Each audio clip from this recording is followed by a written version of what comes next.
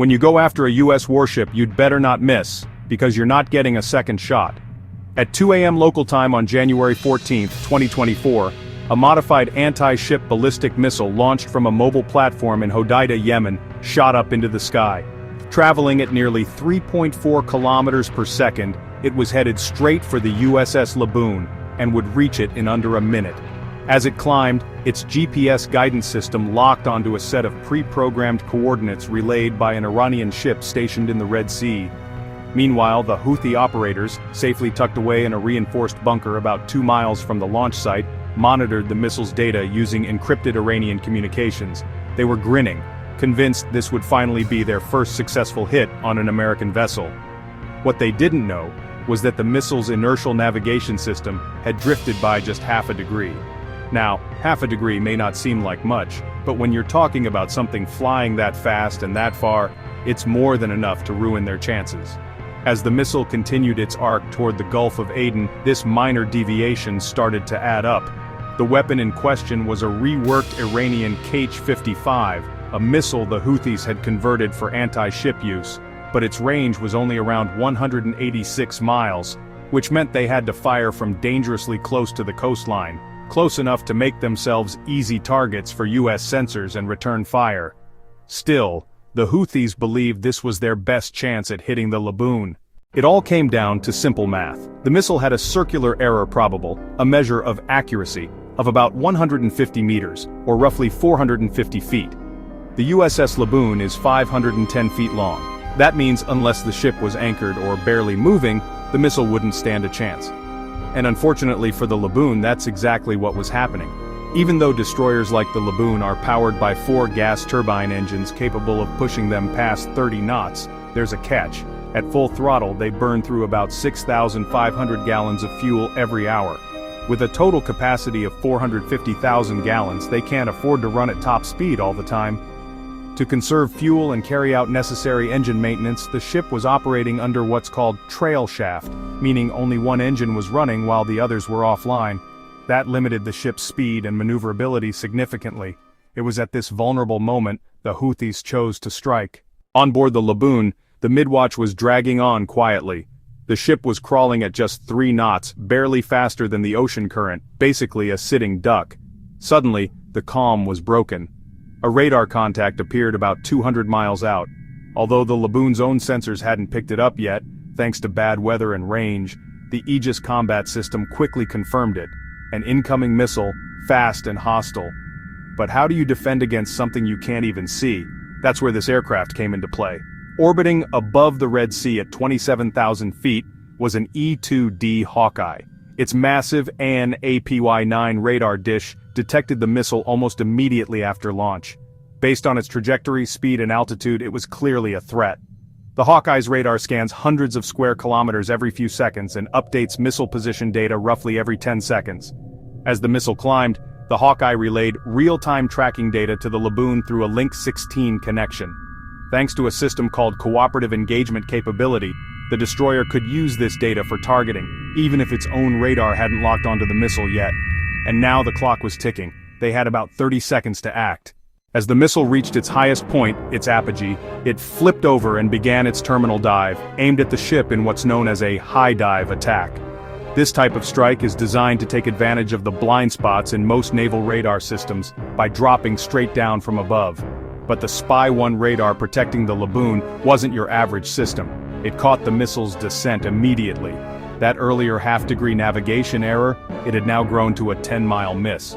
But the missile didn't know that. As it dove, its onboard accelerometers activated the terminal phase seeker, which locked onto the GPS coordinates fed to it by the Houthis. Problem was, the Laboon had already moved. As soon as the crew was alerted to the incoming threat, the ship's officer of the deck ordered an emergency startup of the remaining engines. This meant skipping several normal procedures, but within 90 seconds, the ship surged from 3 knots to over 30. The destroyer swung to port, optimizing its radar coverage to prepare for a defensive launch. Its Mark 99 illuminator began tracking the missile, preparing to guide an SM-2 interceptor if needed. But it wasn't. The missile flew harmlessly overhead, missing the Laboon by about 12.5 miles before crashing into the sea. Now it was time to find the people who fired it. And that's where the US military's advantage kicks in. The same E-2D Hawkeye that tracked the missile was now searching for the launch site. Since the Houthis lacked airborne early warning aircraft or satellites, their only method of tracking missile impacts and battle damage was through drones. The Hawkeye knew the missile's general launch direction, so it focused its radar sweep on that region. Yemen's airspace is basically empty, no commercial flights, so any aircraft flying there was almost certainly hostile. Sure enough, the radar picked up 4 drones flying in formation. These were the Houthis' forward observers, hoping to capture video of their missile strike. Instead, they got the attention of US firepower. Before any missiles could be launched in response, though, one more piece had to fall into place. A KH-11 satellite, orbiting 500 kilometers above Earth, came into action. This satellite can identify objects as small as 4 inches from space. Imagine seeing a sandwich in New York from Washington, D.C. It relayed precise coordinates of the launch site within the hour. By 3 a.m., the USS Eisenhower launched 2 FA-18 Super Hornets. 2 more quickly followed. Once airborne, they connected with the Hawkeye and were updated on the threat. The Houthis had no new launch activity, but as the F-18S neared Yemen, their radar warning receivers lit up. The ALR-67 sensors detected emissions from a Houthi 1 S-91 straight flush radar, hidden between 2 apartment buildings. Even with electronic ID, the pilots needed visual confirmation to meet rules of engagement.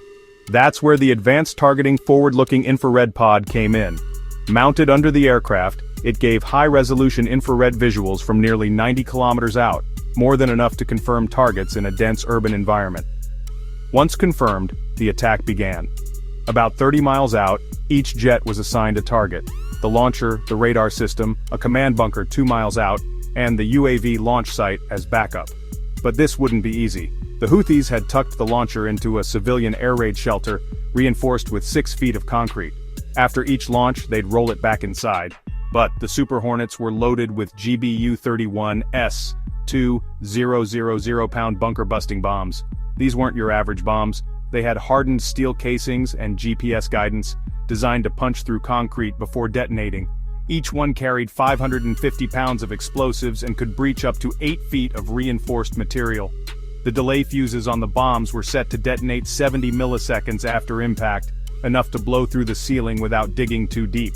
The result? A massive overpressure explosion contained within the structure, deadly to both personnel and equipment. By 3:45 a.m., the first bomb hit. It drilled through the bunker roof and exploded inside, destroying the launcher. Seconds later, another bomb took out the radar system on the surface. A third jet peeled off and destroyed the command bunker on the town's edge. The Houthis tried to flee but couldn't outrun a bomb moving faster than sound. With confirmation that all 3 targets were destroyed, the last F-18 turned to eliminate the UAV site. The Houthis had buried it under a dirt mound in a parking lot, but 6 feet of loose soil couldn't stop a GBU-31. The 4th bomb smashed straight through. With the drones and their operators neutralized, the jets regrouped and turned back to base. It was a clean, effective strike, and just one of many to come in the growing conflict in the Red Sea.